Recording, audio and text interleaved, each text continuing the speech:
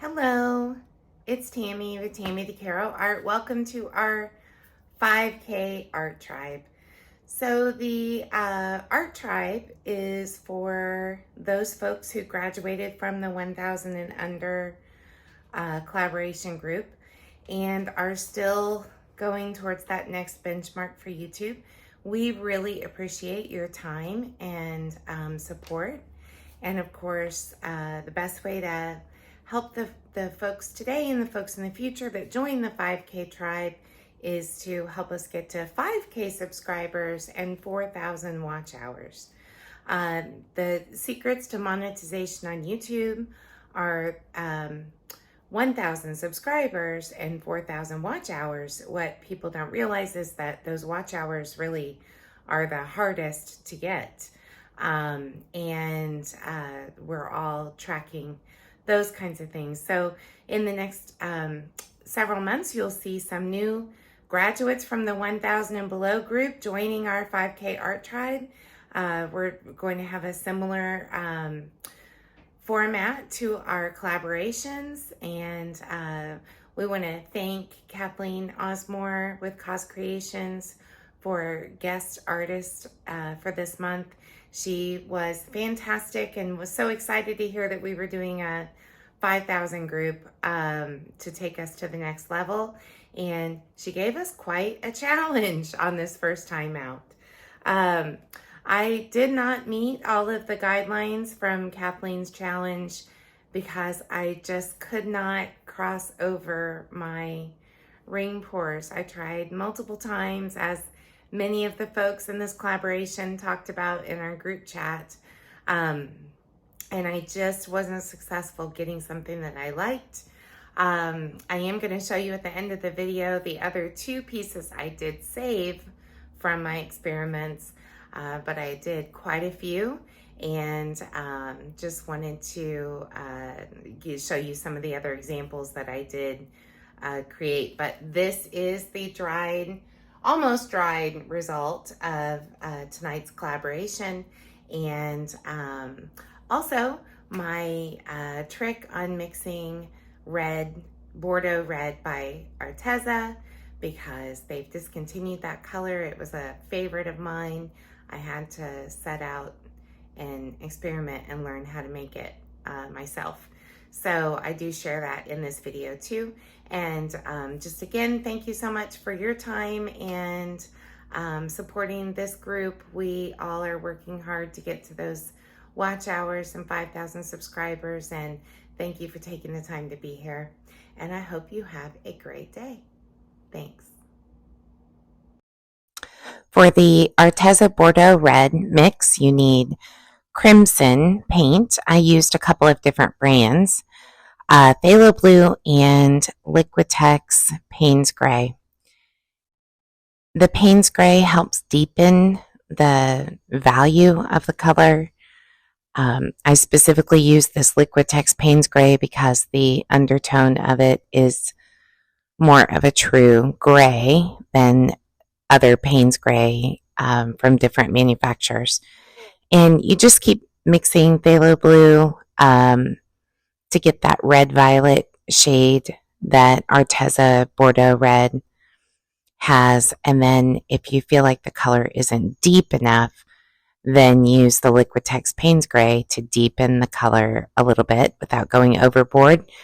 Take this one step at a time. Don't dump a bunch of blue and Payne's Gray in your cup. Take it a little bit at a time and mix it until you feel like it is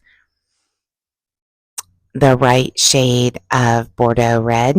So here I played around with a bunch of different reds to see which one would be best. The third one from the left is the Arteza, and the other three were different companies' crimson paint. So you don't want to use a naphthol red or a true red, primary red. Those are going to be much more orange based than starting with the crimson. On the right here, I'm showing you the Arteza, and on the left, my homemade version, and it is very reminiscent of the Arteza Bordeaux. So don't cry. You're not going to lose that forever. You can now make your own color. So I'm testing my consistency, and it's really important because this challenge is based on ring pours that your consistencies are very, very similar. This is my consistency guide. You can go to createmonthlyclub.com, sign up for the email list, and then check your spam folder because the free download for that consistency guide usually ends up in the spam folder. Here I am just spreading my base coat, which is Creative Inspirations Pearlessence. It is a creamy pearl paint. I love it in, gosh, I can't think of any paint I don't use it in. I use it as a starting point to mix new metallic colors. I use it to enhance other colors. It's a great mixing paint because it's not heavily diluted with titanium white. And you can add a ton of colors to it to make beautiful metallics. But in this painting, I'm using it as the base coat because I wanted a warmer undertone than a traditional titanium white. So that's my big measuring cup, which you can also purchase on createmonthlyclub.com. I have them in multiple sizes. Here I'm layering my ring pour cup with Creative Inspirations Payne's Gray, my version of Bordeaux Red, Champagne, and a peachy pearl color that I made with Pearlessence White. I added some cadmium yellow fluidart paint. Liquitex fluid paints. And some of that Bordeaux Red, which got me to a peach pearl color. I'm also using Golden's copper, metallic copper, and of course my favorite, DecoArt Champagne Gold. So I did my first ring, and our challenge was 3 traveling rings. One of them has to cross over another, and we need to tilt the ring pour before we pour the second and third ones. I did multiple takes for this challenge. I just have a very difficult time for some reason crossing over my ring pours. I don't know why. I didn't like any of them, and I ended up scraping a lot. At the end of this video, I'll show you the 2 what I call fails. They're not really fails. They failed the challenge because they didn't follow the instructions, but they weren't fails in my mind because they'll make great backgrounds for something else I'm working on. And I scraped several paintings before I got to those 2, and I still decided to go on a bigger canvas and not cross over my traveling ring pours. I really liked this color palette, the depth of colors with that copper in there, along with the Creative Inspirations Payne's Gray and the Bordeaux Red, just was really beautiful. And when I show you the dried results, I think you'll see that the negative space for that pearl base was an important part to this piece. I do intend on embellishing this, so it is not done yet, but for the purposes of this collaboration and this challenge, it is complete. And I wanted to talk a little bit about the colors that I chose for this. I do like the Creative Inspirations paint line, and I use a lot of them, but for copper, you can't go wrong with the golden metallic copper. It's just rich and dark and beautiful. I honestly have a new appreciation for that copper paint and feel like it's underutilized a lot. And with this one, the area here that you see that looks pink is actually that peach that I mixed. And in my other paintings that I tried, I actually mixed a deeper version of that by using the metallic copper with the pearl paint. And it really made a beautiful, beautiful, deeper shade of my peach metallic pearl paint.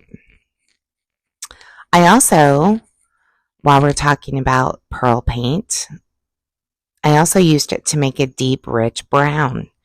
I